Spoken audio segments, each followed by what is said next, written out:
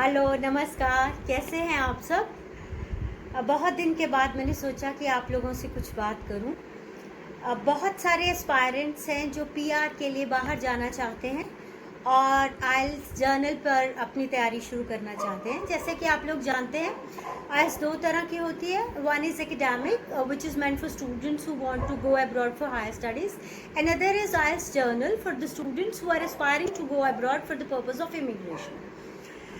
But of late मैंने कुछ पहले भी अपने वीडियोस पोस्ट किए थे जिस पर मुझे काफ़ी कमेंट्स आए कि मैम अगर आप इसे हिंदी में पोस्ट करेंगे या रीपोस्ट करेंगे तो हम शायद आपकी बात को अच्छे से समझ सकेंगे। देखिए, आइल्स में आप everybody knows there are 4 modules: listening, reading, writing and speaking. As far as listening and reading are concern, both are technique based. और उसमें आपको अगर टेक्निक्स पे काम करना आ जाता है तो exams are very easy. It is very easy for you to score 7 bands if you have good foundation in English. But as far as your writing is concerned, writing for professionals. When I use the word professionals, I mean the people who are going abroad for HSMP or for highly skilled migration program. Let it be in the direct entry or on the skill visa, job visa, work permit, or maybe any other mode. They require, most of them require 8,777 bands. 8 in listening might not be a very big deal if you understand the accent and if you are able to apply the right techniques. So is reading. Reading in case of IELTS is comparatively less difficult as compared to the reading in academics. But as far as writing is concerned, it's a real tough game. Now there are 3 basic reasons.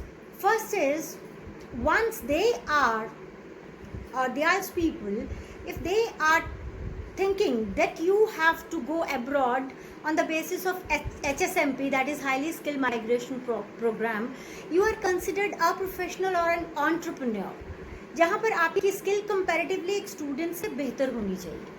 और उसमें writing skills के लिए they are going to assess you in task achievement, in the coherence, of course in vocabulary, the fundamental grammar, which is a very important aspect, and how you develop the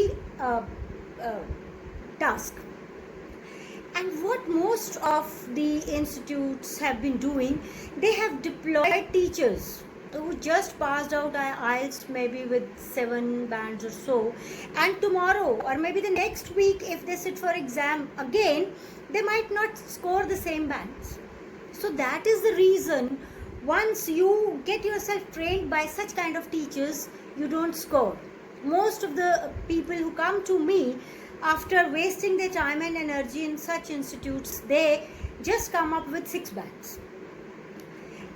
14,000 as of now, 14,000 रुपया आपकी exam fees हो चुकी है।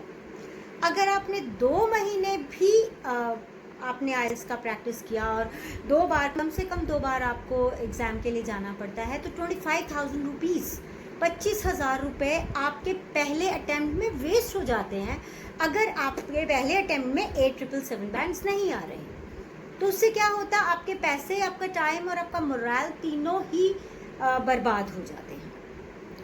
आइल्स के लिए basically आपको एक ऐसे टीचर की ज़रूरत रहती है who is proficient enough in giving you the track on what kind of vocabulary has to be used, on what kind of thought process has to be initiated, and how to procure the right idea so that the interlinking of thought is right there.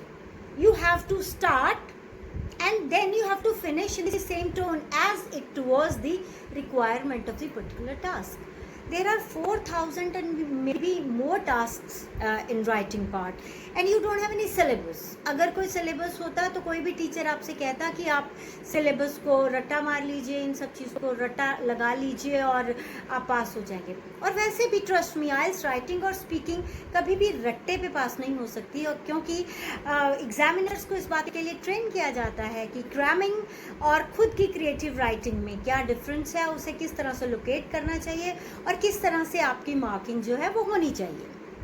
तो ज़्यादातर लोगों को ये गलतफहमी रहती है कि अगर कोई एजेंट है और वो पीआर के लिए फ़ाइल लगाना चाहता है, या फिर वो उसने शायद काफ़ी वीज़ास प्रोक्योर किए हैं, तो वो अच्छा टीचर भी होगा।